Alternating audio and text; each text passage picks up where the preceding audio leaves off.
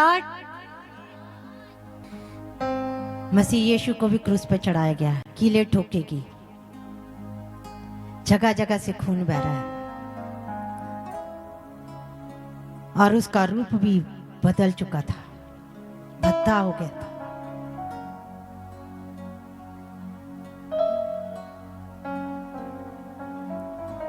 पर फिर भी उसने कुछ न कहा।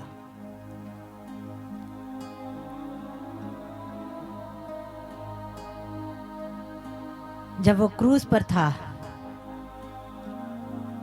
तो यीशु ने कहा, जब लोग उसे मजाक उठा रहे थे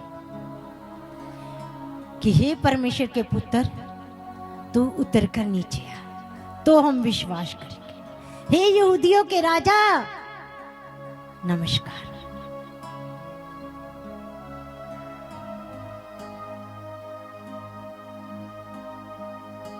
सचमुच यीशु राजा था।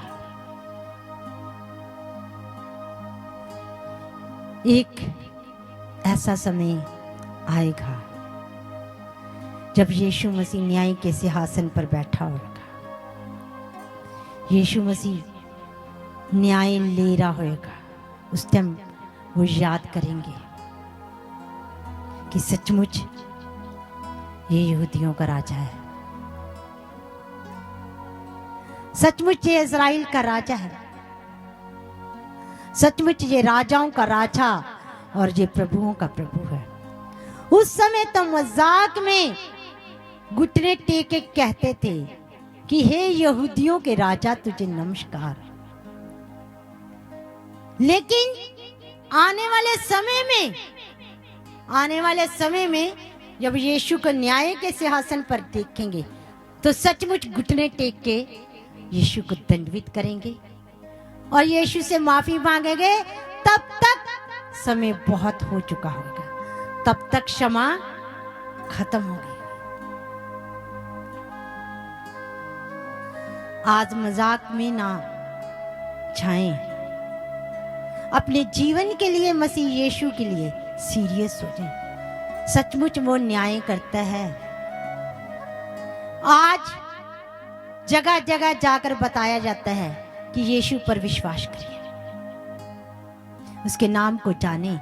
स्वर्ग जाने का मार्ग सिर्फ एक ही है, द्वार केवल एक ही है, पर जो लोग विश्वास नहीं करते, यीशु मसीह उस दिन जब न्याय के समय में यीशु को देखेंगे तो क्या कहेंगे? उस दिन वह घुटने भी टेकेंगे कि यीशु, हमसे गलती होगी, हमें क्षमा कर दे, हमने तेरे वचन की ओर ध्यान नहीं दिया। उस दिन क्षमा नहीं होगी। उस दिन सिर्फ सजा ही सुना दी जाएगी। उस दिन वो फैसले का दिन होएगा। उस दिन सिर्फ न्याय का दिन होगा। आज समय है, अब यीशु मसीह प्यार के साथ सबको ये कहता है, अपने मन को फिराए। उस दिन यीशु लोहे का डंडा लेकर आएगा और सबका न्याय करेगा। जो जो काम किए हैं उन सब कामों का लेखा परमेश्वर के सामने देना पड़ेगा। यीशु को नई कब्र के अंदर रखा गया और उनके शव को यूसुफ और निकोदेमुस ने लाकर उस कब्र के अंदर रख दिया था और उस कब्र के ऊपर बहुत बड़ा पत्थर लगा दिया था, मोहर लगा दी गई थी ताकि इसको कोई भी खोल ना पाए। पहरेदारों ने कहा कि जब ये जीवित था तभी कहता था कि मैं तीसरे दिन मर के जिंदा हो जाऊंगा, कहीं इसके चेले इसको चुरा के ना ले जाएं और फिर कह दे कि ये मर के जिंदा हो गया। इसलिए वो पिलातूस के पास गए और पिलातूस ने उनको कहा कि अपनी समझ के अनुसार तुम लोग रखवाली करो। वहां पर मोहर लगा दी गई, पहरा बैठा दिया गया।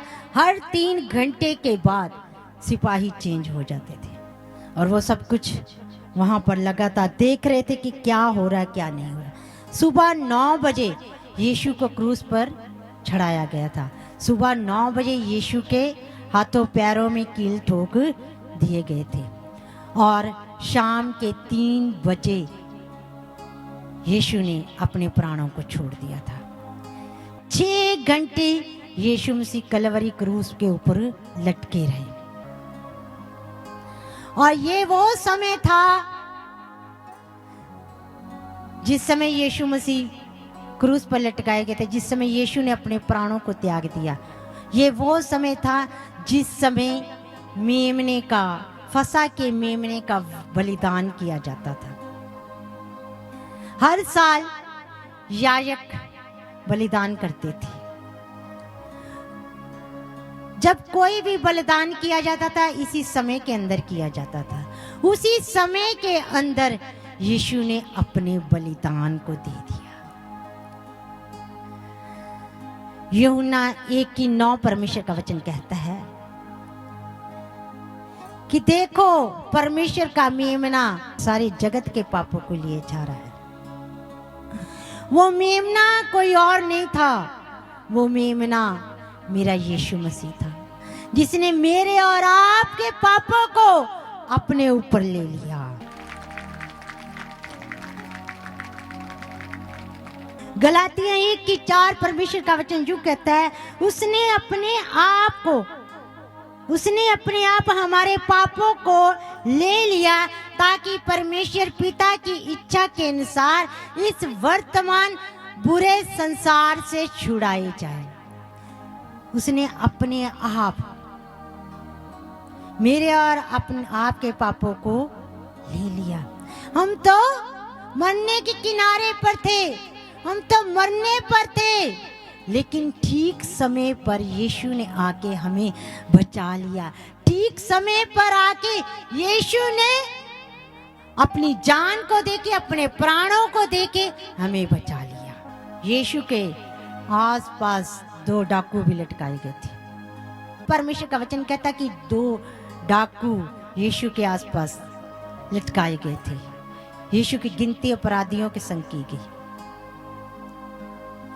उनमें से एक पापी कहता, यदि तू मसीह है तो मुझे भी बचा और अपने आप को भी बचा।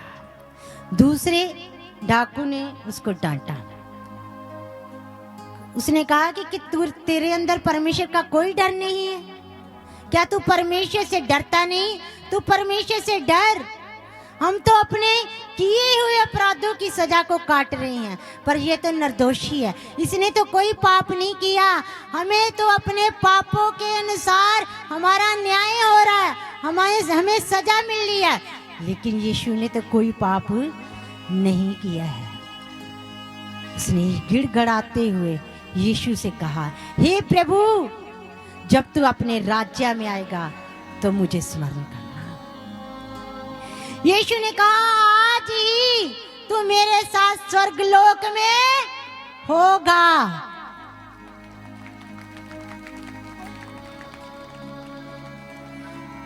दोनों डाकू थे, दोनों के विचार अलग थे।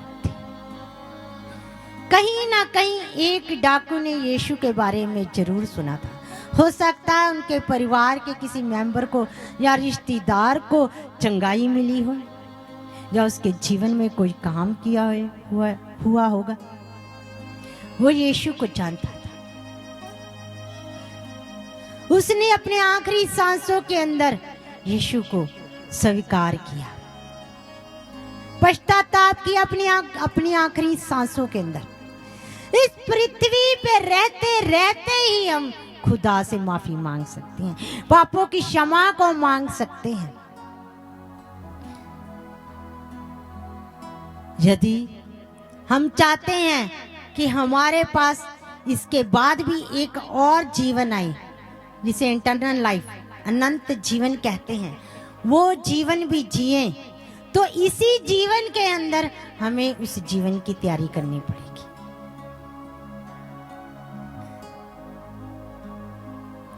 इस जीवन के जीते जीते, इस पृथ्वी पे रहते रहते अपने पापों का अंगीकार करे, तौबा करे, पश्चाताप करे और यीशु के नाम पर विश्वास करे, तो हम बचाए जाएंगे।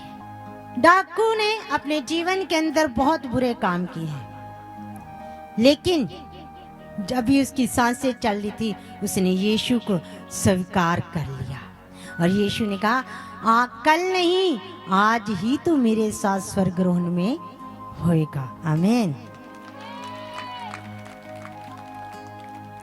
जिस समय यीशु कलवरी क्रूस के ऊपर था, चारों ओर अंधेरा छा गया था। पिता ने यीशु की तरफ से मुख को मोड़ लिया था और यीशु ने कहा, एली एली लमा शबक्तनी, हे मेरे परमेश्वर तूने मुझे क्यों छोड़ दिया। सिर्फ यीशु मसीह ने इसलिए नहीं कहा था कि वो पिता की इच्छा को पूरा कर रहे थे, उसको दर्द हो रहा था, उसका लहू बह गया था, इसलिए नहीं कहा था। सिर्फ यीशु ने इसलिए कहा था कि वो अपने पिता से एक पल भी दूर नहीं हो सकता था और पिता पाप को देख ही नहीं सकता। जब पूरे संसार का पाप यीशु के ऊपर लाद दिया गया और पिता ने अपने दुलारे पुत्र की ओर से मुख को फेर लिया, तब यीशु ने कहा, हे पिता, तूने मुझे क्यों छोड़ दिया। हे मेरे परमेश्वर, तूने मुझे क्यों छोड़ दिया। वो जुदाई यीशु से सहन नहीं हो रही थी। मत्ती अध्याय 27 की 50 से लेके 54 तक हम देखते हैं। वहां पर परमेश्वर का वचन कहता है, तब यीशु ने बड़े शब्द के साथ यीशु चिल्लाया और अपने प्राणों को छोड़ दिया। देखो, मंदिर का पर्दा ऊपर से लेके नीचे तक 2 हिस्सों में फट गया। यह मंदिर के एक पर्दा तो मंदिर के द्वार के बाहर लगा था और एक पर्दा महापवित्र स्थान के बीच में लगा था। जिस समय यीशु की मृत्यु हुई, वैसे हम देखते हैं कि कुछ भी फाड़ते हैं तो नीचे से हम फाड़ना शुरू करते हैं और ऊपर को जाता है। यहाँ पर कुछ उल्टा ही हो गया था। वो मंदिर का पर्दा ऊपर से लेके नीचे तक फट गया था, क्योंकि पहले जो वचन था सिर्फ इजरायली यहूदी कौम ही सुनती थी, सिर्फ इन्हीं को सुनने का अधिकार था। लेकिन जिस समय यीशु मसीह की मृत्यु हुई, यहूदा और अन्य जाति के बीच में जो दीवार थी, वो दीवार गिर गई और अब अन्य जाति के लोग उस समय से यीशु की मृत्यु के बाद अन्य जातियों के लिए यीशु ने उस अपनी मौत के द्वारा वो द्वार खोल दिया ताकि वो भी विश्वास करें, वो भी अनंत जीवन को प्राप्त करने पाए और वो भी आराम से बैठ के परमेश्वर के वचनों को सुन सकते हैं। वो भी विश्वास करके प्रभु की बेटे और बेटियां बन सकते हैं। उस विभाजन को खत्म कर दिया, उस दीवार को खत्म कर दिया यीशु ने और उनके लिए एक उद्धार का दरवाजा खुल गया। सिर्फ यीशु की मृत्यु के द्वारा ही वो दरवाजा खुल गया था। यीशु मसीह की जब मृत्यु हुई, 3 दिन के अंदर 2 बार वहां पे भूचाल आया, धरती डोल गई थी। जब यीशु की मृत्यु हुई, धरती डोल गई थी, सृष्टि हिल गई थी, सरक गई थी, चट्टानें तड़क गई थी और बहुत से पवित्र लोगों के शव थे, जो डेड बॉडियां था, वो जीवित हो गई थी क्योंकि कब्रें खुल गई थी। वहां पर भूचाल आ गया था।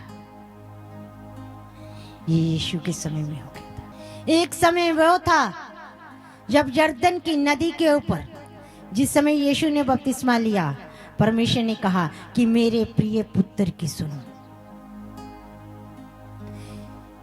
यहां पर भी परमेश्वर ने अपने प्रिय पुत्र को साबित कर दिया, प्रिय पुत्र के लिए साबित कर दिया था कि ये सचमुच परमेश्वर का पुत्र है। पूरी धरती हिल गई थी, डामाडोल हो गई थी, चट्टानें तड़क गई थी, कब्रें खुल गई और जो मरे हुए पवित्र लोग थे वो जिंदा हो गए थे। वो लोगों को दिखाई दिए, वो अपने अपने नगरों में भी चले गए थे। सूबेदार और जितने लोग पहरा दे रहे थे वो इन सब को देख के डर गए। वचन कहता अत्यंत डर गए और उन्होंने कहा कि सचमुच ये परमेश्वर का पुत्र है। उन्होंने सब कुछ होते हुए देख लिया और कह उठे ये आम व्यक्ति नहीं है, ये तो परमेश्वर का पुत्र है।